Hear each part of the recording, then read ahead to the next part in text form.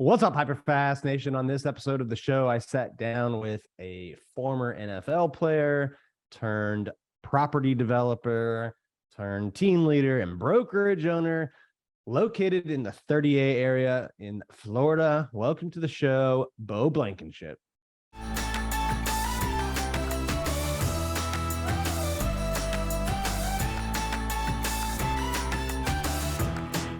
Welcome to the show today, Beau. How are you doing? I'm good. Thanks for having me on. Yeah, I'm excited to talk to you today. You know, a lot is going on in the real estate market right now in many parts. I think I saw like two stats recently that were kind of interesting. One is that I think in about 3/4 of the market, they are off of the peak prices, right? 3/4 of the markets across the US, right? And then another interesting stat NAR put out, National Association of Realtors, was about the number of realtors that have done more than 4 deals in the first 6 months of the year. And it was like single digit percentage, like only like 8% of realtors have done 4 deals in the first 6 months. Wow. So, Wow. That's wild. Yeah. What's your take on that and what the market's doing specifically in your market?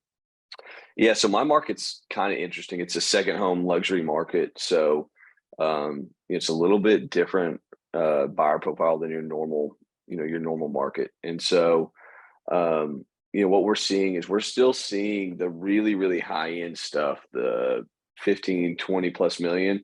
We're still seeing a lot of that trade because they're not really affected really by anything going on. And we try to play in that market, quite a bit. So it's not too detrimental to us.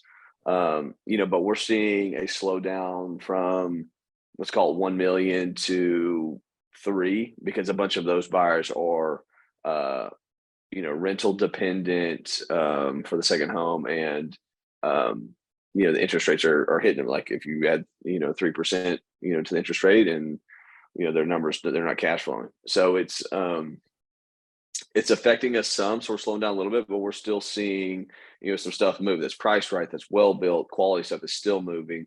And then we're kind of getting back in the normal ebbs and flows of the market of, hey, all right, now people are back in school. There's not that many people back here. There's, so we're seeing a slowdown there, which is, we haven't been used to. So readjusting our mind to that has been different.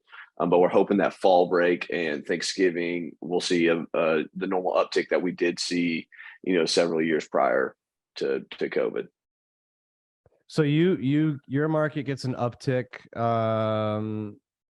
later in the fall. Does it, since it's, a warm place that people like to go to, does it kind of maintain that through the winter, or does it come back down and go back in the spring? It comes back down, goes back in the spring. So we'll see fall break and Thanksgiving, we'll see a major increase. Sorry, someone's calling me. We'll see a major increase. And then January, December, February, it's kind of slow. And then we'll see another uptick in spring break and then summer. So it really has the deep winter, December, January is pretty quiet. How long have you been selling? Were you selling during the last time the market had a price correction, 2007-8 time period? No, this is my 7th year selling, Okay. 6th or 7th year. Yeah. So I've only seen the ups, but I remember talking to people when it was down, and our market had an oil spill. I don't know when that was, and then obviously the recession and all that. So I kind of saw what was happening from the outside, but I wasn't selling then. Yeah, so I was in the same boat as you. I started in 2011, so a couple of years after. I saw it, from the viewpoint of an investor, right? So I wonder how many agents, probably most are like in our positions, right, where they weren't selling then, or they saw they saw their parents or friends, or maybe they were doing some investing. So I think real estate agents probably it's a nervous time. I think for the consumer it is too. I heard this interesting stat the other day that pertains to like how many people does a recession actually affect, right? Mm-hmm. And like this particular one studied the Great Depression, right, which was like the worst one. How many people do you think were, percentage wise, were directly affected by it? I mean, I'm sure an astronomical amount, right? Or is it It not? was lower than lower than I thought. It was about 30% of Americans, like, Okay. impacted their like income, and right. So and and During I, the and Great I Depression? yeah, it only impacted That's about interesting. 30% of incomes and Huh. jobs, you know. So I think a lot of it is like what's in the newspapers back then, or Oh, yeah, in the media today, or on social for media, sure. like, so buyers, the interest rates went up, they're a little nervous, but like, uh, the economy is contracting, we're potentially in a recession, depending if you still use the traditional definition or you go Yeah. by what they changed it to, Right, which for is real. who knows what. Yeah. So Yeah. No, that's true. And but how many people actually have lost income, right? I mean, I wouldn't think too many, but like also um, what would you rather put your money in right now? Right? Would you rather put it in the stock market or something? No, right? What are you gonna put it in? You're gonna put it in real estate. So it's like I'm not that worried about it, honestly. I think I would much rather have my money in that than in the bank or in the stock market, if it, from an investing standpoint. What are you telling your clients right now? Are they more nervous, more apprehensive, harder to get to the point to take action? Like, what do you tell your buyers right now? Um, Buyers right now, I mean, it's we're in such a different market. It's such an emotional purchase. If they want it, they're gonna buy it. And they're Right. typically not affected by interest rates. This is a second luxury home. Like they don't, it's if they want it, they're gonna buy it, right? Somebody that's investing, we tell them like, hey, if you want to buy it now and refinance in a few years or whatever, see what the market does. Do I think it's going to dip? Man, I really don't think prices are going to dip. I think we're going to see a pullback in transactions, but I don't see, this $10 million home becoming a 7, right? I don't think this 3 million is going to become a 1.5. Like, I just don't see that happening. Do I think it's going to go up over the next few years? Yeah, I do. Because Florida is, not to get political, but like the no state income tax and the no shutdown stuff, like there's a lot of people coming here. So I don't really see this area of the market taking a massive hit. So I mean, I'm still bullish on the market. Um, Now, am I telling people to kind of wait a little bit to just kind of see what happens in this immediate future? Yeah. But if fall break and Thanksgiving, if it takes off and we're seeing stuff go through the roof, like I would say, hey, there's no reason to sit on the sideline. Because last week we saw a 20 plus go pending and 11 go plus, 11 million plus go pending. So we're still seeing things move. Hold that thought for a second. Did you know I've been involved in developing and building hundreds of homes? And did you know that we take partner investors in our deals? If you want to learn about new opportunities that we have for real estate investors, go to my Instagram account. It's the Dan Lesniak, and send me a direct message. Again, if you want to learn about my next opportunities for real estate investor partners, go to my Instagram at @DDanLesniak and send me a direct message.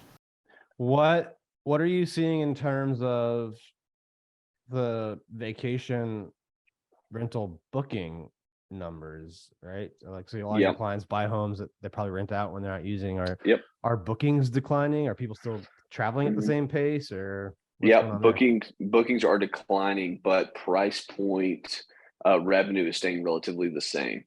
Interesting. So yeah, so we're seeing, I think we're down 20% in bookings. Because last year at this time or 2 years ago this time, people were here 24/7, no school or whatever it was. So we saw crazy, amount of volume. But that's down, but we're still seeing the high revenue. The prices from, post COVID were, let's say something went from 7 grand a week to 10 grand a week. We're still seeing that 10 grand a week. So revenue is relatively staying the same without as much wear and tear on the home. Well, that's almost better, right? If you Yeah. can have it empty half the time and make the same amount of money, Mhm. or whatever that it works out to. Yeah. Yeah, the where it gets tough for an investor is, okay, yeah, we're getting this massive revenue, but now our mortgage is X amount more, so our cash flow is, whatever. Where it was 3%, now it's X. So you're seeing a little bit of pushback with that, so it kind of balances out, if that makes sense.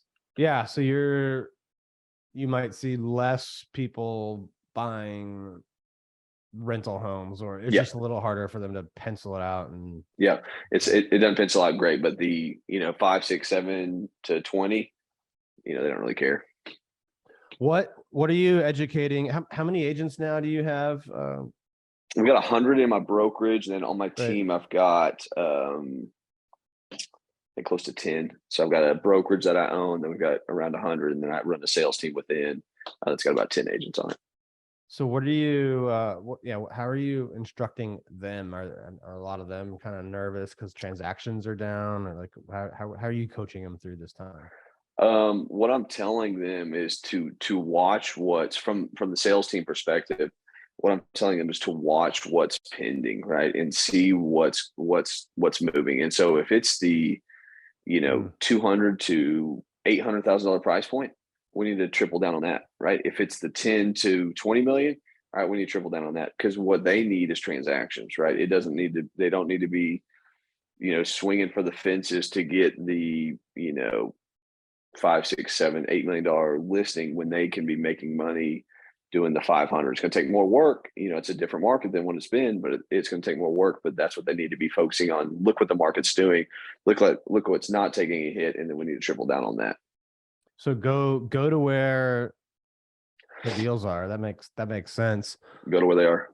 My take is you probably can still get a lot of first time home buyers because prices are going up on rent, right? Or to rent. I think the one that is maybe harder, which stinks because it's the best one in most cases, is the move up buyer, right? If they own a $600,000 home, very, very hard now to get them to sell that when the rate is probably 3 or maybe in the 2s. Yeah. Right. Yeah. And go buy something for $1 million and pay 6 or 5.5. Yeah. And then if those slow down, then it's less inventory, even though there's more inventory coming from other areas. So it's what I'm all telling people, hard to predict, right?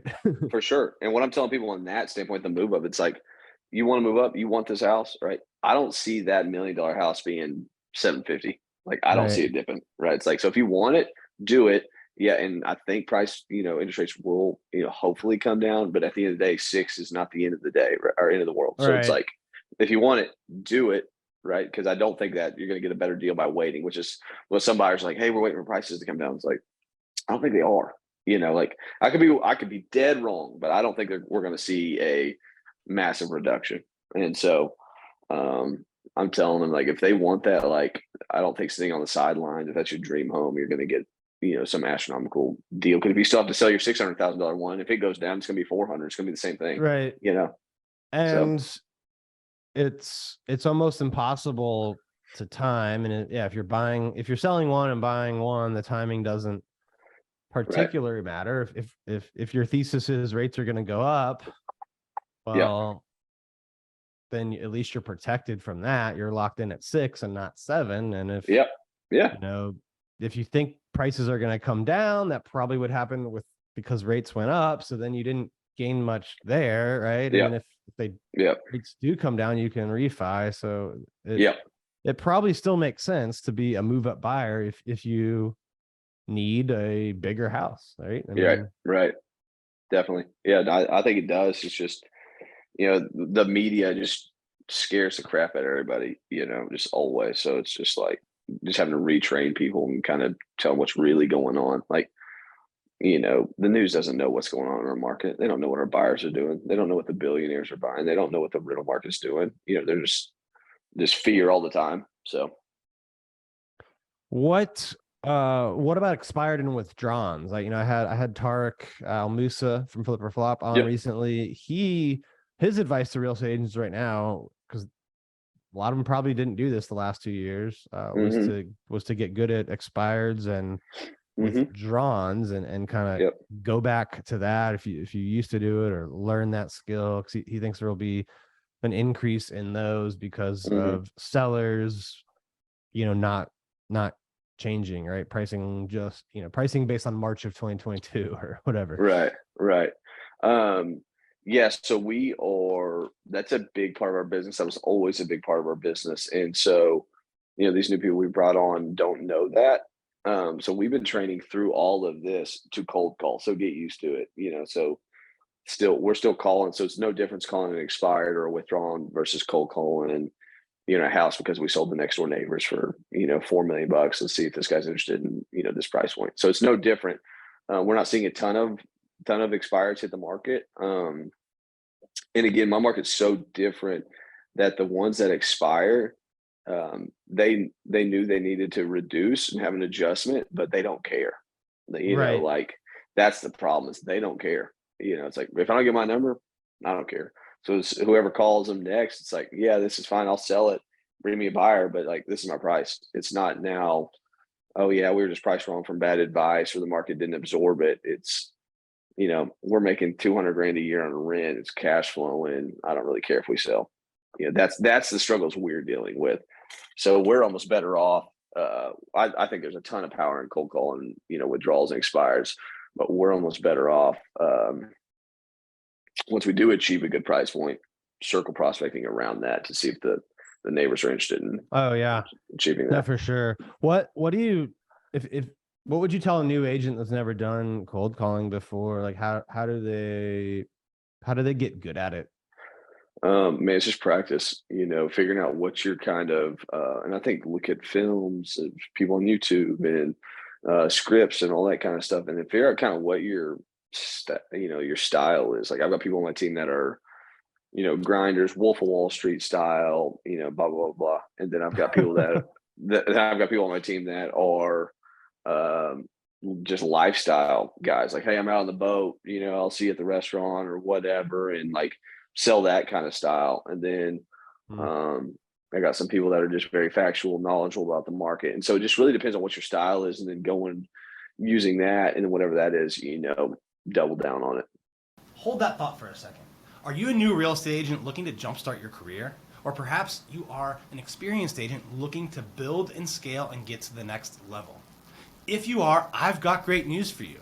After building and scaling multiple real estate businesses, I am now taking my real estate team to all 50 states. In fact, it's going to be international.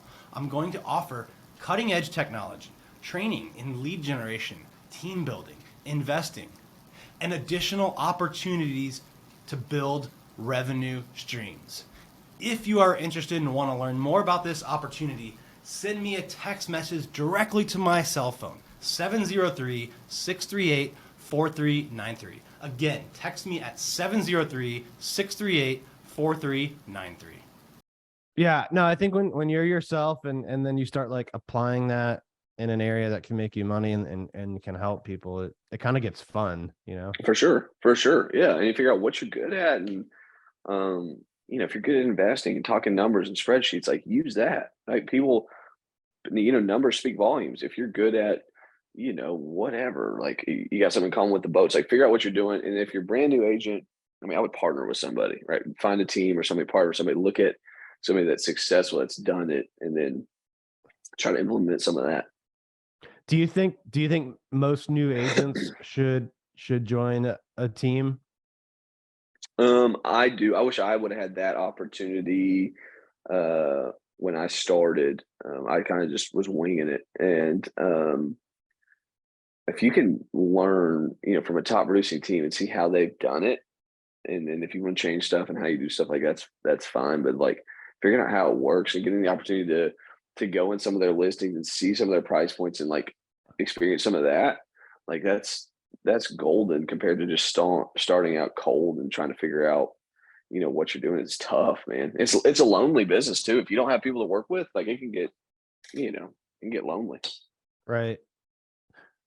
Yeah, I think most people benefit from either being on a team or in a place where they can get the training and coaching and mentoring. Yeah. From other highly successful people, right? Because you can just fast track your success, shortcut it, right? Because you're learning from what other people have done. So you weren't here during the 08, 09 time. Was there another time in your life, maybe during the football career, or where you kind of went through some hardship or setback, and maybe For that sure. experience is kind of prepared you to not even blink an eye when we get a market pullback like we're seeing? For sure. I've played sports, and so you get a ton of ups and downs, man. So it's like, it doesn't really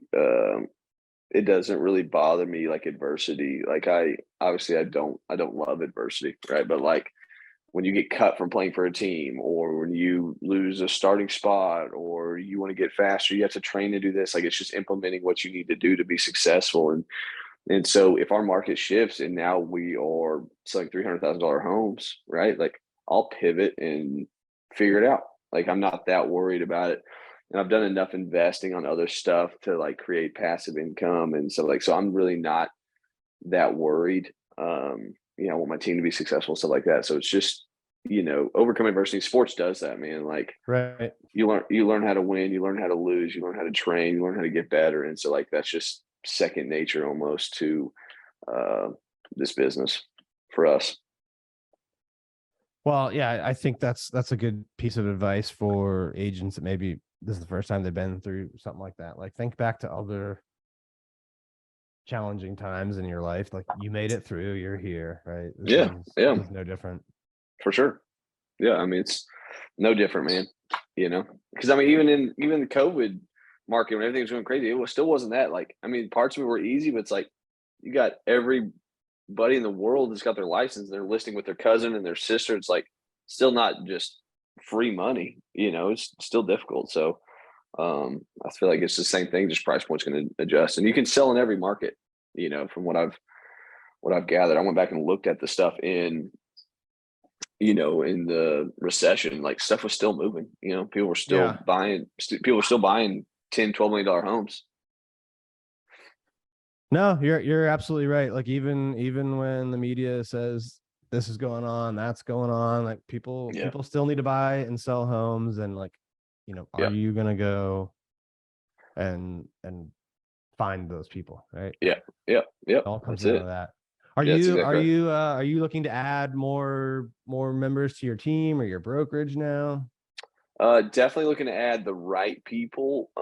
Pretty selective on who we let join. If it's the right fit and the right people, um, we'll definitely look to add them on if we see potential and they fit our culture. We got a pretty good culture. So as long as they fit and they check the boxes and go through the interview process, we're definitely looking to add the right people. Is there anything you're doing uh proactively to prepare for less transactions, less deals? Yeah, I've always had in the back of my head while I was doing real estate was just trying to be smart with our income and create. Um, I wanted to create my whole income via passive as well. So I've just been trying to do that, to just create that. So like no matter what happens, hey, we're okay. Like even if I don't sell anything, it's like no, we're fine. And so that's why I'm just trying to do that. And so I'd advise people just um, create that secondary income. Yeah, I think that's the agents who've spent the time developing other streams of income through however they've done it, right? Yeah, They're probably a lot less stressed out right now than yeah, those who have not. And right. ironically, therefore, probably will be in a better position to actually make more income from Yeah, sales during this time, yeah, right? Because hmm they don't have that stress like yeah, uh yeah, eating at them. So for sure. I always say the best time to have built passive income was 10 years ago. The second best time was yesterday, right? So Yeah, if you still look at that pillar, even if it might not you know help you right now, because you never know when you for need it, sure. and when stuff happens, you'll wish you did, right? You'll Yeah, never be upset that you took those steps. for sure. For sure. Yeah. I mean, I think that's just something I've always tried to do is, we've been very, very blessed with our real estate, and we do a bunch of spec homes and development homes, and we have a lot of development projects. So like that's part of it, but just trying to use that to create other, streams. Well, it's been a blast having you on the show. I always like to end with a hyper fast round before we sign off. If you're ready for a few rapid fire questions. Yeah, for sure. What's your biggest piece of advice to a new agent in today's market? Find a mentor. All right. What's a mistake you see experienced agents making right now? Not answering their phone. What's the biggest challenge you've had in real estate, and how'd you overcome it? The biggest challenge I've had, not being aligned with a luxury brand in a luxury market. And so then I started a luxury brokerage, or a high end, what are you gonna say? What would the first step be for you if you had to start all over and you couldn't take your, income or money with you, and you couldn't take your connections, you could only take the knowledge that you've learned in the business? What's the first thing Right. you'd go out and do? Find partners on specific deals and build my own inventory. All right. Last one. Where do you see yourself 10 years from now? Hopefully we've built a regional brokerage, expanding to other states, and our team's, grown to, a large amount, and we're servicing a lot of people throughout the country. All right. Well, thanks for being on the show today, Beau. Before we sign off, if people want to connect with you about buying or selling a home, investing in 30 area, or just maybe agents that want to, explore your team or brokerage, how do they connect with you? You can find us on Instagram, Beau Blank, or Blankenship Group, or you can find my cell phone and email on those, Facebook, Instagram, all that. You can get to us pretty easily. All right. Well, thanks for being on the show today. To all of our listeners and viewers, thank you so much for tuning in. Please share this episode with other real estate agents or people that love real estate. We'll see you next time. Real estate agents, I have built out a group in all 50 states, in many different countries as well. And I'm looking for people that want to partner with me and get the benefit of not one, but two nationally recognized coaching programs to help grow your business. If you are ready to join me at EXP or want to learn more information about it, I would be honored if you would send me a text message at 703-638-4393. If you enjoyed this episode, be sure and go to hyperfastagent.com to learn about upcoming in-person and online events. And don't forget to share this show with someone that you think could benefit from hearing it, and make sure you subscribe on YouTube or anywhere that you can find podcasts. Thank you for tuning in to this episode of the HyperFast Show. Subscribe to us if you want to make sure you get the latest and greatest HyperFast shows. And remember, we love reviews. Reviews help us bring better and better guests and improve our shows. So give us the good, the bad, and the ugly. We hope you enjoyed the show, and we will see you next time.